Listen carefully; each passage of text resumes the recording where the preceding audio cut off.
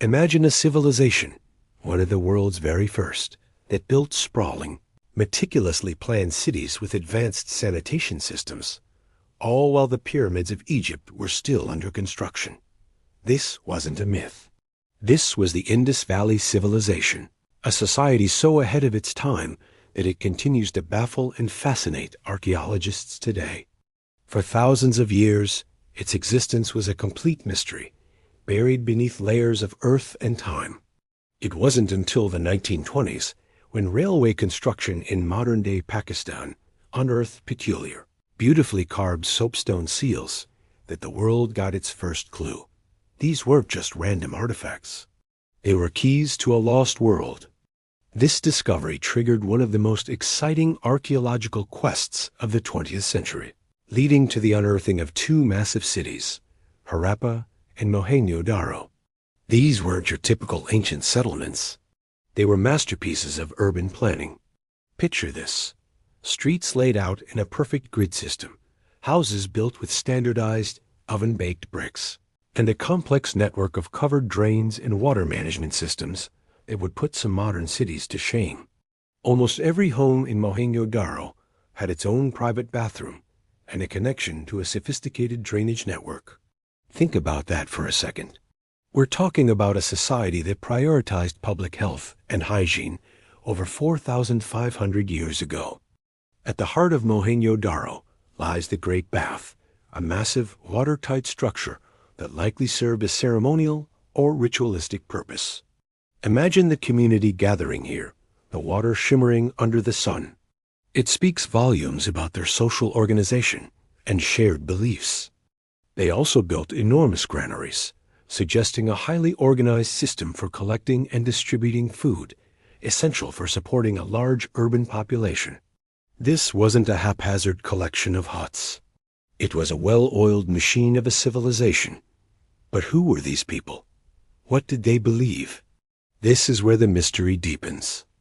Unlike the Egyptians with their hieroglyphs, or the Mesopotamians with their cuneiform, the Indus script remains undeciphered. We have over 4,000 examples of their writing, found on seals and pottery, short, elegant inscriptions that are tantalizingly close, yet so far from being understood. Cracking this code is the holy grail for historians.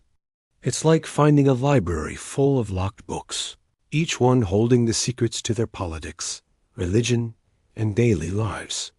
What we do know comes from the artifacts they left behind. The intricate seals often depict animals, both real and mythical, like unicorns, bulls, and tigers. Some show figures in what appear to be yoga-like poses, leading some to believe these could be the earliest roots of practices and deities later found in Hinduism. Is that a proto-Shiva we see on that seal? The debate rages on, adding another layer of intrigue. Their craftsmanship was incredible. They were skilled metallurgists, working with copper, bronze, lead, and tin. They produced stunningly detailed pottery, and their bead makers created beautiful jewelry from semi-precious stones, some of which were traded as far away as Mesopotamia. This wasn't an isolated society. They were part of a vast, interconnected network of trade and cultural exchange that spanned continents. Perhaps one of the most remarkable aspects of the Indus Valley Civilization is the apparent lack of evidence for widespread warfare.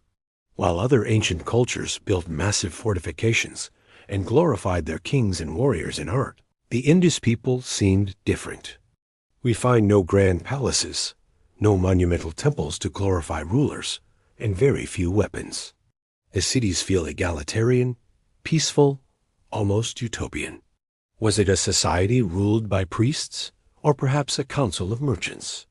Or did they have a form of government so different from our own that we simply can't recognize it? So what happened to this thriving advanced civilization? Around 1900 BCE, it began to decline. The once bustling cities were gradually abandoned. The writing system disappeared. The reasons are still hotly debated. One leading theory points to climate change. A shift in monsoon patterns could have disrupted the river systems that were the lifeblood of their agriculture, leading to food shortages and forcing people to migrate to smaller, rural settlements. Other theories suggest tectonic activity that altered river courses or the outbreak of infectious diseases. It likely wasn't a single event, but a combination of factors that led to the slow unraveling of this great society. But the story doesn't end there.